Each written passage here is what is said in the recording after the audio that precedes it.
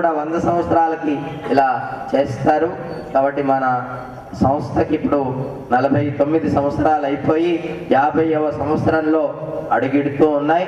కాబట్టి ఇటువంటి దివ్యమైనటువంటి సభలో ఇప్పుడు పూజ్యపాదులు మహాత్ముల యొక్క ప్రవచనాలు అవన్నీ కూడా క్రోడీకరించి వాటిని ఒక గ్రంథంగా వేయడం ప్రతి సంవత్సరం కూడా ఆనవాయితీ.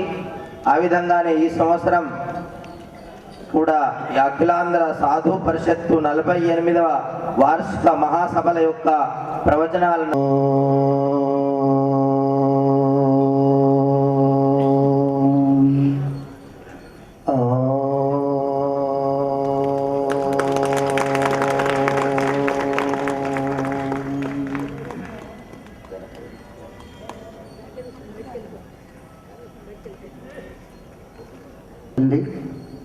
దానిలో ఎవరెవరు ఏ మహానుభావులు తమ యొక్క దివ్యవాణి అందించారో దాన్ని ఒక గ్రంథ రూపంలో మనం అచ్చు వేయించి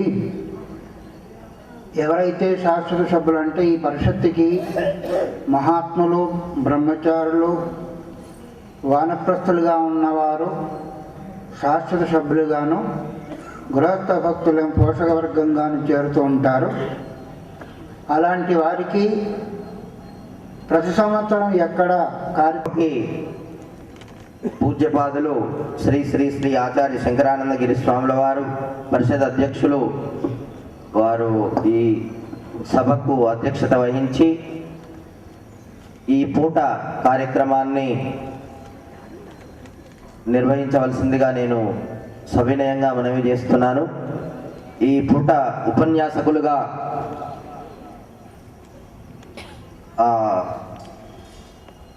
పూజ్యపాద శ్రీ శ్రీ శ్రీ సంపూర్ణానందగిరి స్వాముల వారు, జగద్గురు సత్సంగ క్షేత్రం హైదరాబాదు,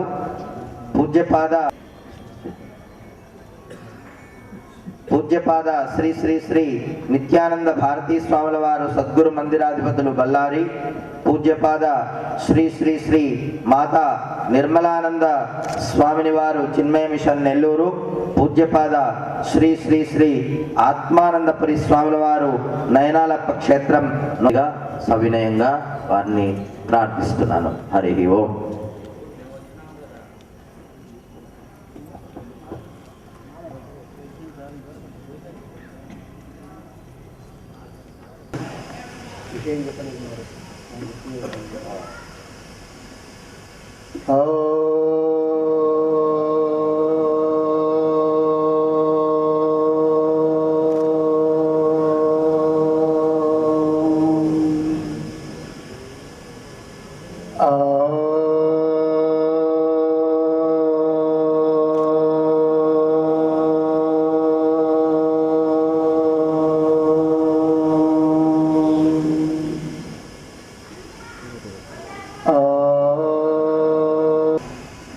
వందే తాం పరమేశ్వరీ భగవతే ఆపత్యం రఘుకులాన్వయ రత్నదీపం ఆజానుబాహుం అరవిందదలాయతాక్షం రామో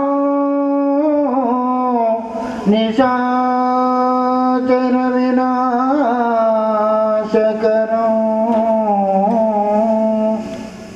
నమామి.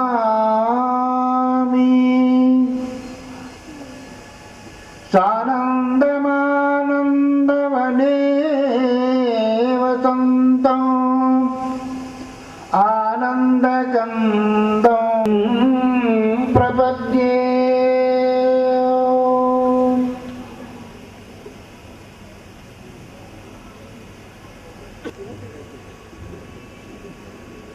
కనీసం ఉపన్యాసకులు కానీ దండలు వేయించండి. అందరూ ఒకసారి నామం చెప్పండి. జయ జయ రామ జానకి రామ జయ జయ గోవింద జయ జయ గోపాల జయ జయ जय गोविंद जय जय गोपाल जय जय राधा रमण हरि गोविंद जय जय राधा रमण आय नमः ओम नमः शिवाय शिवाय नमः ओम नमः शिवाय शिवाय नमः ओम नमः शिवाय शिवाय नमः ओम नमः शिवाय शिव शिव शिव शिव शिवाय नमः ओम शिव शिव शिव शिव शिवाय नमः हर हर जय जय शुक्र भगवान की कृष्ण परमात्मा की विश्वनाथ भगवान की अन्नपूर्णा माता की सर्वांतर्य నాగార్జున మహిళా డిగ్రీ కళాశాల ఆవరణలో మనం 49వ మహాసభలను నడంతులే తను తప్పు చేసి చెప్పుకుంటే తప్పు చేయడం తప్పు కాదు, తప్పు చేసి ఒప్పుకోవడం తప్పు అనేవాడు పొద్దు శ్రీరామకృష్ణానంద స్వాముల వారు. అందువల్ల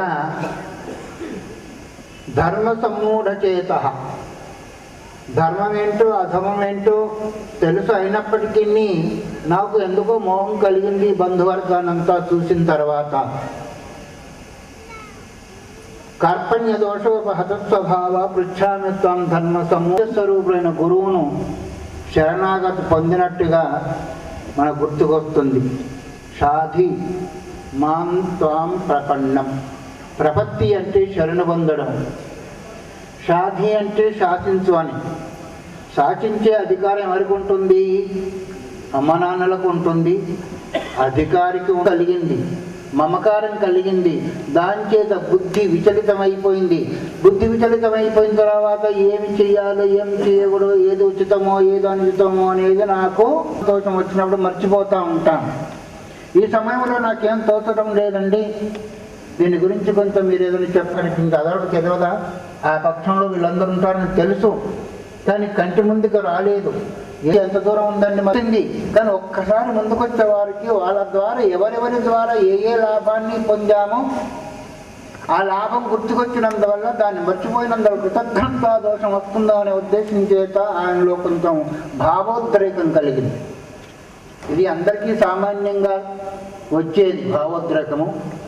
అందువల్ల భోక్తం భైక్షమతిహలోకి, నేను ఈ లోకంలో భిక్ష తీసుకున్న అధికారం ఎవరికి ఉంటుంది? ఎక్కడ ఏమో లేకపోతే బజార్లో ఉండి లేదా దేవాలయం దగ్గర ఉండి అడుక్కుంటూ ఉంటారు.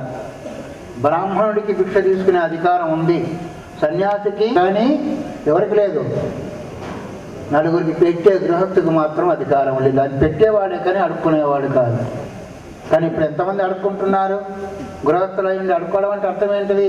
ఇంత డబ్బు ఇస్తే ఈ పని చేస్తా, లేకపోతే లేదు. వాళ్ళని ఏమంటారు? చెప్పరేమండి.